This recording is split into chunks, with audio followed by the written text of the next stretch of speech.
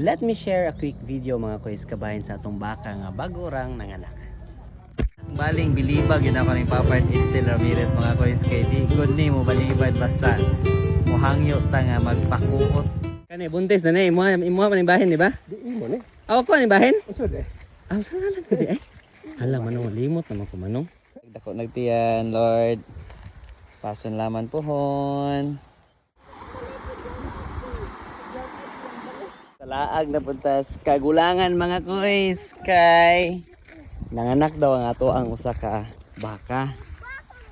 So atong gibisita. Artificial insemination gyapon ni Edsel Ramirez. Awa mga kuys, Bisaya ra nang inahan pero tungod sa artificial insemination ni gwapo rin ang anak ko. Laki ra bagyod oh. Gwapo anak alang takuwag bugok oh. Wag ugok. Bago ra jud ay kayo nanganak ko.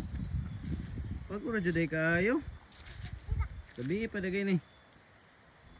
Kay na pa may nanggawas. Bisag di gwapo na itong mga baka mga kuys gibili na to ning usa ka baka na tong Bisaya kay mo nay pinakauna namong baka. Dreamy ga so good. At least makinumdum tag asa tagikan, di ba? Padayon na tang mukamas mga kuys kay gatan-aw ra ang Ginoo. Dili ra gid ta pasagdan.